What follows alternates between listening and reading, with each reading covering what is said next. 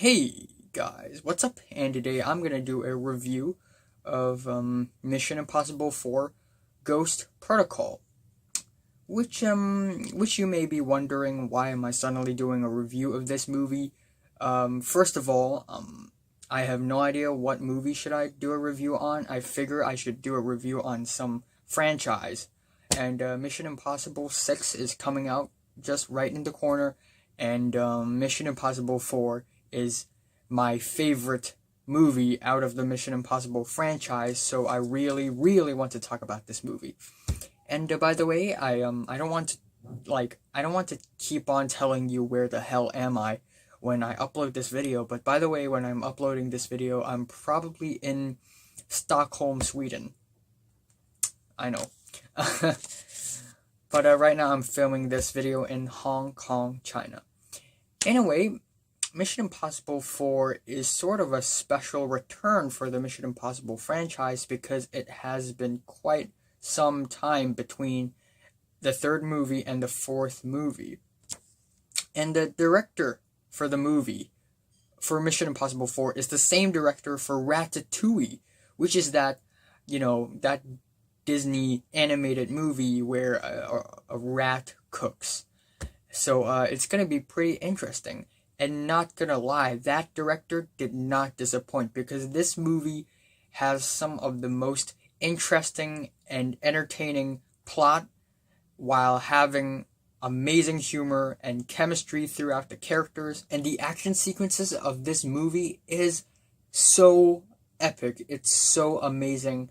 And I just couldn't stop saying great things about this movie. So basically, I'm not gonna talk too much about the plot because I don't want to spoil anything. But basically, Kremlin, that palace in Russia, got bombed. It exploded, and people were blaming the IMF for that.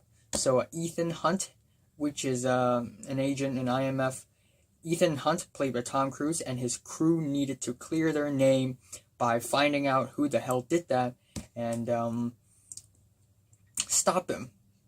So yeah, the plot may be a little simple, but it actually gets really interesting when you get into the little details of the plot, for each act and each scene. And the plot is very watertight. Every single scene also has a sense of urgency. It feels like something bad's gonna happen, so everyone needs to do something right now.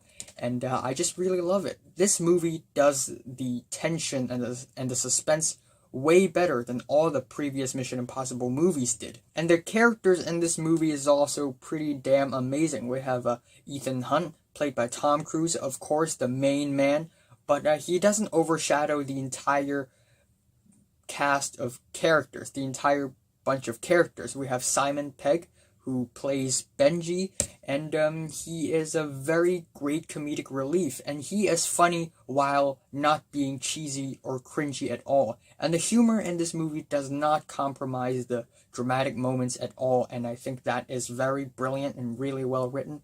The character of Jeremy Renner may feel a little boring at first, but he has secrets and a really interesting backstory as well. And so is the character of Paula Patton, who is badass in the movie, but she also has a very interesting backstory. So overall, the entire team, it's a very interesting team. The teamwork element of this movie is amazing.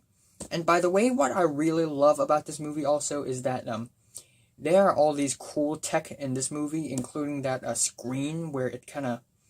Yeah, this tech is really absurd. It's really crazy, but it's super cool. Like, it's like a screen, and then it records what is behind it, and it stays this way. Like, you can lock it, so the people on the other side of the screen will not notice that there are actually people in that place, if you know what I mean. But what is really cool about this movie is that every piece of tech used in this movie breaks somehow in some way, shape, or form, but yet this team never breaks. This team is the main core, and I just like how the movie shifts the focus from the technology to the people.